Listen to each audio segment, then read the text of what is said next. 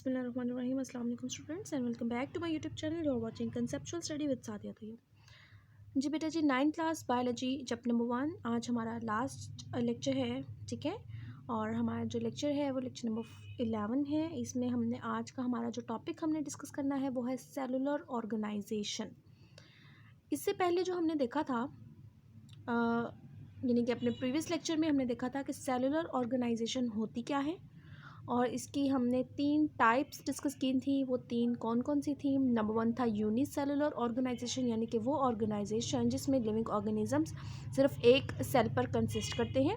दूसरा हमने देखा था कॉलोनियल ऑर्गेनाइजेशन, जिसमें हमने ये बात की थी कि डिफरेंट यूनिसेलुलर ऑर्गेनिजम्स कंबाइन होते हैं और एक कॉलोनी की फॉर्म में एग्जिस्ट करते हैं, उसे कॉलोनियल ऑर्गेनाइजेशन कहा जाता है। और थर्ड हमने कहा था कि मल्टी सेलुलर ऑर्गेनाइजेशन क्या होती है। जो पहले वाली दो हैं उन्हें हमने डिटेल में डिस्कस कर लिया था। आज हम मल्टी सेलुलर ऑर्गेनाइजेशन को देखेंगे। इनकी 2 एग्जांपल्स हैं, वो डिटेल से डिस्कस करेंगे। तो मल्टी सेलुलर ऑर्गेनाइजेशन क्या है? मल्टी मीन्स आपको मैंने बताया था मैनी, सेलुलर मीन्स सेल्स, यानी कि काफ़ी ज़्यादा सेल्स कंबाइन होंगे और उनके नतीजे में, ठीक है, क्या होगा? काफ़ी ज़्यादा सेल्स कंबाइन होंगे। वो सेल्स कंबाइन होके ऑर्गेनाइज होके क्या बनाएंगे? डिफरेंट टिश्यूज़ बनाएंगे। वो डिफरेंट टिश्यूज़ फिर फर्दर कंबाइन होंगे तो ऑर्गन्स बनाएंगे, ठीक है। फिर वो ऑर्गन्स फर्दर कंबाइन होंगे तो ऑर्गन सिस्टम लेवल बना देंगे या फिर ऑर्गन सिस्टम बना देंगे, और फिर एक इंडिविजुअल बनेगा जिसकी बॉडी के अंदर डिफरेंट ऑर्गन सिस्टम कोऑर्डिनेशन के नतीजे में फंक्शंस परफॉर्म करते हैं। तो मल्टी सेलुलर ऑर्गेनाइजेशन में बात यहाँ से स्टार्ट होती है कि काफ़ी ज़्यादा सेल्स कंबाइन होंगे। जब सेल्स कंबाइन हो जाते हैं फिर फर्दर उनकी कम्बिनेशन से क्या क्या चीज़ें बनती हैं वो आपको पता है, हमने लेवल्स ऑफ ऑर्गेनाइजेशन में इसको डिटेल में डिस्कस किया था। ओके, मल्टी सेलुलर ऑर्गेनाइजेशन को हम एक्सप्लेन करेंगे 2 एग्जांपल्स के ज़रिए से। आपको लिखा हुआ नज़र आ रहा है, मस्टर्ड प्लांट देखेंगे हम और फ्रॉग के बारे में देखेंगे। मस्टर्ड प्लांट जो है बेटा, इसका साइंटिफिक नेम देखेंगे हम सबसे पहले। उर्दू में इसे सिंपल जो हमारी लैंग्वेज है उसमें इसे कहते हैं सरसों का पौधा, ठीक है। क्या है ये? सरसों का पौधा है। और ये जो सरसों का पौधा है इसका साइंटिफिक नेम डिस्कस करेंगे क्योंकि वो बहुत इंपॉर्टेंट है। आपको एमसीक्यू में या शॉर्ट क्वेश्चन में भी आ सकता है कि what is the scientific name of mustard plant. तो साइंटिफिक नेम क्या है? साइंटिफिक नेम है इसका ब्रासिका कैम्पेस्ट्रिस, ठीक है। ब्रासिका डबल एस, ठीक है, ब्रासिका कैम्पेस्ट्रिस। जब आप फ्लुएंसी से पढ़ेंगे इसको तो ब्रासिका कैम्पेस्ट्रिस, लेकिन अगर आप इसके स्पेलिंग्स याद करना चाहते हैं, आपको भूल ना जाए, तो उसी के अकॉर्डिंग आप इसके प्रोनाउंसिएशन से इसको याद करें। मतलब कैम्पेस्ट्रिस, तो आपको भूलेगा नहीं है, ठीक है। नहीं तो ये स्पेलिंग्स यहाँ पर कन्फ्यूजन हो जाती है कि यहाँ पर यू आएगा, ई आएगा, यहाँ पर क्या आएगा, यहाँ पर क्या आएगा। कंपेस्ट्रस बोलते हैं सिंपली, तो कंपेस्ट्रस में हमें लगता है कि COM है और यहाँ पर RUS है। उसे याद करने के लिए अच्छे से उस तरह से इसके आप प्रोनाउंस करके बोले कैम्पेस्ट्रिस, तो नहीं भूलेगा, ठीक है। यहाँ पर मैं बताती चलूँ कि साइंटिफिक नेम जब भी लिखा जाता है हैंड रिटन तो उसे अंडरलाइन किया जाता है, और वो भी सेपरेटली अंडरलाइन किया जाता है। जब भी हम इसे कंपोज करेंगे लैपटॉप में प्रिंट निकालेंगे या कुछ भी करेंगे उस वक्त ये इटैलिक्स में लिखा जाता है। इटैलिक्स एक ऑप्शन होता है राइटिंग स्टाइल का, तो आपको पता होना चाहिए। उसमें क्या करते हैं, उसको प्रिंटेड जब भी करना हो, कंपोज जब भी करना हो, इटैलिक्स में लिखते हैं। जब भी आप हाथ से लिखेंगे इसे सेपरेटली अंडरलाइन ज़रूर करना है ताकि पता चले कि ये साइंटिफिक नेम है और ये नॉर्मल कॉमन वर्ड्स हमने लिखे हैं। साइंटिफिक नेम हो गया Brassica campestris. First letter B हमेशा कैपिटल आएगा, सेकंड जो भी हमारा वर्ड है उसका फर्स्ट लेटर स्मॉल आएगा। ये रूल्स होते हैं साइंटिफिक नेम लिखने के, हम चैप्टर नंबर 3 में डिटेल से पढ़ेंगे। उसके बाद है कि जो ब्रासिका कैम्पेस्ट्रिस है इसे कब बोया जाता है इसकी फसल उगाने के लिए। तो Brassica campestris is sown in winter, और फिर एट द एंड यानी कि विंटर के एंड में क्या करते हैं, सीड देते हैं, ठीक है। सीड जो है वो कब देंगे? At the end of winter. ये बात हो गई। नेक्स्ट है जो प्लांट बॉडी है वो, यानी कि जो ब्रासिका कैम्पेस्ट्रिस है, सरसों का पौधा है, हमें नाम सुनते ही समझ आएगा कि इसे हम एज अ वेजिटेबल भी यूज़ करते हैं। तो ये जो प्लांट बॉडी है इसकी, ये दो कामों के लिए यूज़ होती है। प्लांट बॉडी दो कामों के लिए यूज़ होगी। कौन कौन सी? पहला तो ये कि एज अ वेजिटेबल हम इसे यूज़ करते हैं, ठीक है। और दूसरा क्या है कि इसके जो सीड्स हैं उसे यूज़ किया जाता है, किस लिए? उन सीड से एक्सट्रैक्ट करके ऑयल निकाला जाता है। सीड्स को यूज़ किया जाता है किस चीज़ के लिए? एक्सट्रैक्शन फॉर ऑयल, कि उससे एक्सट्रैक्ट करके ऑयल निकाला जाता है। ठीक हो गया। उसके बाद है कि जो प्लांट बॉडी है, जो मस्टर्ड प्लांट है, ब्रासिका कैम्पेस्ट्रस है, इसकी जो पूरी बॉडी है उसे उसके फंक्शंस की बेस पर दो ग्रुप्स में डिवाइड किया गया है, ठीक है। क्या है? On the basis of function, on the basis of functions body is divided into two groups. और वो टू ग्रुप्स कौन कौन से हैं? वो दो ग्रुप्स हैं, एक है जी वेजिटेटिव पार्ट, वेजिटेटिव पार्ट जिसे हम एज अ वेजिटेबल भी यूज करते हैं, और दूसरा है रिप्रोडक्टिव पार्ट, रिप्रोडक्टिव पार्ट, ठीक है। मैं यहाँ पर लिख देती हूँ कंप्लीट, वेजिटेटिव पार्ट और रिप्रोडक्टिव पार्ट। अब जो वेजिटेटिव पार्ट है, हमने बात की कि हम इसे एज अ वेजिटेबल यूज करते हैं, और दूसरी बात ये कि ये रिप्रोडक्शन में हिस्सा नहीं लेता, ठीक है। पहली बात इसके बारे में क्या है कि इसे हम एज अ वेजिटेबल यूज करते हैं, इसकी जो लीव्स हैं उसे, और दूसरी बात क्या है कि it does not take place in reproduction, reproduction में कोई भी हिस्सा नहीं लेता। वेजिटेटिव पार्ट्स कौन कौन से हैं वो देख लेते हैं हम, कि प्लांट का जो बॉडी है उसे देखते ही हमारे क्या क्या आते हैं माइंड में उसके पार्ट्स। उसके होते हैं बेटा लीव्स, ठीक है, पत्ते किसी भी पौधे के, उसकी रूट्स, उसके स्टेम, ठीक है। मेजर ये चीज़ें हैं जो कि एज अ वेजिटेबल यूज़ होते हैं। देखिए पत्ते तो आपको पता चल गया, जैसे साग है, साग सरसों का पौधा, उसके जो पत्ते हैं वो हम यूज़ करते हैं वेजिटेबल के तौर पर। रूट्स को हम वेजिटेटिव पार्ट क्यों कहते हैं? रूट को वेजिटेशन के तौर पर कैसे यूज़ किया जाता है? तो जो रूट्स हैं, आपको याद हो कि जो कैरेट्स हैं, ठीक है, और रेडिश है, दोनों रूट्स हैं, ठीक है, तो वो हम खाते हैं वेजिटेबल। तो इस वजह से रूट्स भी एज अ वेजिटेबल यूज़ होती हैं, इस वजह से ये भी वेजिटेटिव पार्ट कहलाता है किसी भी पौधे का।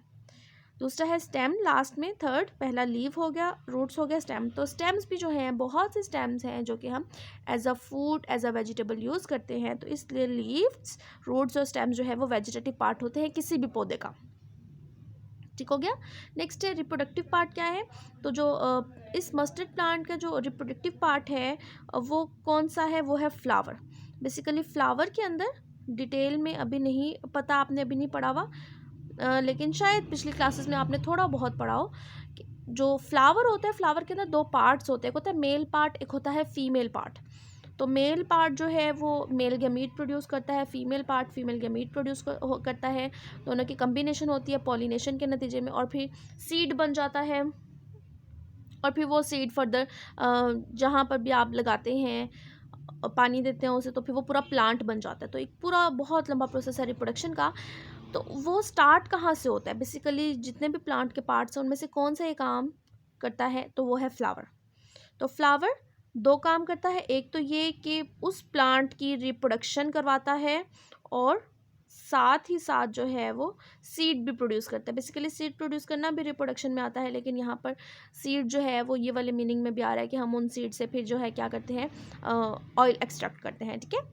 तो बेटा मस्टर्ड प्लांट के बारे में यही था। सबसे पहले आप लिखेंगे उसका scientific name Brassica campestris, underline करेंगे। Sown in winter, and the seeds जो है वो हमें कब मिलते हैं? वो मिलते हैं हमें at the end of winter, ठीक है। फिर प्लांट बॉडी कैसी है? इसकी प्लांट बॉडी दो चीज़ों में यूज़ होती है, एज अ वेजिटेबल यूज़ होती है, और दूसरा है कि उन सीड से ऑयल एक्सट्रैक्ट करने के लिए यूज़ होता है, ऑयल निकालने के लिए यूज़ होता है डिफरेंट इंडस्ट्रीज़ में, डिफरेंट मशीनरीज के ज़रिए से। On the basis of function, there are two groups, number 1 is vegetative part और दूसरा है रिप्रोडक्टिव पार्ट। वेजिटेटिव पार्ट में आ जाएगा वेजिटेबल्स, रिप्रोडक्शन वेजिटेबल्स के तौर पर यूज़ किए जाते हैं और रिप्रोडक्शन नहीं करते, इस वजह से इसे वेजिटेटिव पार्ट कहा जाता है। वेजिटेटिव पार्ट कौन कौन से हैं? लीव्स है, रूट्स है और स्टेम्स हैं। रिप्रोडक्टिव पार्ट में कौन सी चीज़ आएगी? फ्लावर आएगा। फ्लावर क्या करता है? रिप्रोडक्शन में हिस्सा लेता है और सीड्स भी प्रोड्यूस करता है। नेक्स्ट है फ्रॉग। बेटा जी फ्रॉग का भी क्या देखेंगे हम? सबसे पहले इसका साइंटिफिक नेम देखेंगे कि what is the scientific name of frog. ये जो दोनों हैं दोनों आपको शॉर्ट में आ सकते हैं। Write down the scientific name of frog and mustard plant. तो साइंटिफिक नेम आप लिख देंगे ब्रासिका कैम्पेस्ट्रस मस्टर्ड प्लांट का और फ्रॉग लिख देंगे।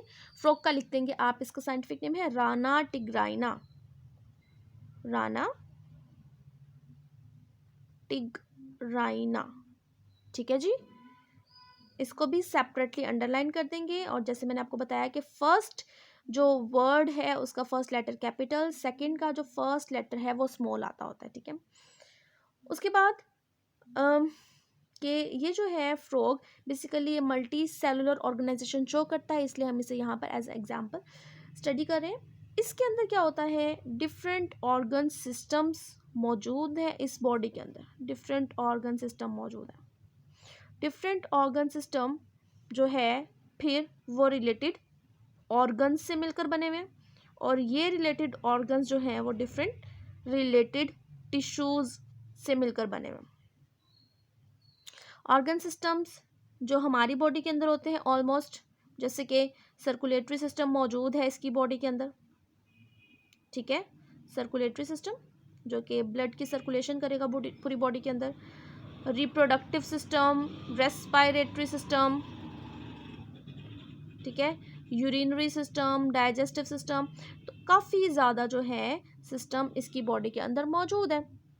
अब वो सिस्टम जो है वो डिफरेंट ऑर्गन से मिलकर बने हो सकते हैं। जैसे कि सर्कुलेटरी सिस्टम है तो वो किससे मिलकर बना होगा? ब्लड से, ठीक है। ब्लड वैसे टिश्यू है, लेकिन हार्ट, चले हार्ट हम कह देते हैं कि हार्ट जो है वो ऑर्गन है। तो डिफरेंट ऑर्गन से मिलकर जो है वो ऑर्गन सिस्टम बने हुए थे, और फिर ये सब चीज़ें जो हैं फिर फर्दर डिफरेंट टिश्यूज से मिलकर बने हुए हैं। अब टिश्यूज़ में जो आपकी बुक में एग्जांपल दी हुई है वो कौन कौन से एग्जांपल है? वो है एपिथेलियल टिश्यू, ठीक है, मस्कुलर टिश्यू, मस्कुलर टिश्यू जो कि कॉन्ट्रैक्शन और रिलैक्सेशन का काम करेंगे, डिफरेंट बॉडी पार्ट्स में प्रेजेंट होते हैं ये। फिर है ग्लैंडुलर टिश्यू, देन है नर्वस टिश्यू। तो यहाँ पर आपकी बुक में 4 नाम लिखे हुए हैं, ये आप याद कर लीजिएगा क्योंकि सेपरेट शॉर्ट में भी पूछा जा सकता है कि name some tissues present in the frog. Frog के अंदर पाए जाने वाले कुछ टिश्यूज़ के नाम लिखें, तो आपकी बुक में 4 लिखे हुए वही लिखते हैं। वैसे तो बहुत सारे हैं, लेकिन जो आपकी बुक में लिखते हैं आपने उन्हें प्रेफर करना है और वही आपने अपने आंसर में लिखने हैं, ठीक है। तो फ्रॉग में छोटी सी डिटेल्स थी, बाकी जो है इसके ऑर्गन सिस्टम्स वगैरह की डिस्क्रिप्शन जो है वैसे तो वो दी हुई है आपकी बुक में। नेक्स्ट प्रैक्टिकल के पॉइंट ऑफ व्यू से डिटेल है, लेकिन वो फिर प्रैक्टिकल में ही स्टडी की जाती है, तभी उसके बारे में सारी डिटेल बताई जाती है। हमने यहाँ पर सिर्फ थ्योरी पढ़नी है इस वक्त। तो बेटा देखिए आज के हमने क्या टॉपिक पढ़ा है? हमने पढ़ा है सेलुलर ऑर्गेनाइजेशन। सेलुलर ऑर्गेनाइजेशन का हमने जो थर्ड पॉइंट था मल्टी सेलुलरिटी या मल्टी सेलुलर ऑर्गेनिजम्स क्या होते हैं वो डिस्कस किए थे। उसमें हमने सबसे पहले पढ़ा प्लांट के बारे में, मस्टर्ड प्लांट, और फिर एक फ्रॉग पढ़ा, यानी कि हमने एक प्लांट के ऑर्गेनिज्म को डिस्कस किया और एक एनिमल के। तो मस्टर्ड प्लांट साइंटिफिक नेम बता देना है, कब बोया जाता है, सीड कब देते हैं, कैसे कैसे इनकी बॉडी यूज़ होती है। 2 ग्रुप्स हैं, ये इंपॉर्टेंट शॉर्ट है कि how many groups of mustard plant, ठीक है। वेजिटेटिव पार्ट क्या होता है, रिप्रोडक्टिव पार्ट क्या होता है। ऐसे एमसीक्यू में बन के आ सकता है which of the following is the reproductive part. नीचे ऑप्शंस हो आपके पास, ऑप्शन है leaves, roots, stems and flower. तो फ्लावर जो है वो रिप्रोडक्टिव पार्ट है। फ्रॉग में इसका साइंटिफिक नेम याद रखना है आपने, ये बताना है कि ऑर्गन सिस्टम्स जो है वो रेलेवेंट ऑर्गन से मिलकर बने हैं और ऑर्गन्स फिर डिफरेंट टिश्यूज से, और वो टिश्यूज कौन से हैं वो आपकी बुक में लिखे हुए हैं, वो आपने याद कर लेने हैं। एपिथेलियल, मस्कुलर, ग्लैंडुलर और लास्ट में क्या है, नर्वस। ठीक है जी, आज के लिए इतना ही। इंशाल्लाह नेक्स्ट वीडियो में हम अपना नेक्स्ट चैप्टर नंबर 2 जो है सॉल्विंग अ बायोलॉजिकल प्रॉब्लम वो स्टार्ट करेंगे, और फिर जब हमारे सारे चैप्टर्स कंप्लीट हो जाएंगे मैं कोशिश करूँगी कि पास पेपर्स भी हम डिस्कस करें, कम से कम हमें आइडिया हो जाए कि हर चैप्टर में जो सवाल आता है वो किस तरह का आता है और कौन सा पोर्शन ज़्यादा लिया जाता है। ठीक है, तब तक के लिए अल्लाह हाफिज़। अगर आपको वीडियो पसंद आ जाती है तो लाइक करना मत भूलिएगा, चैनल पर नहीं है तो सब्सक्राइब कर दें। अल्लाह हाफिज़।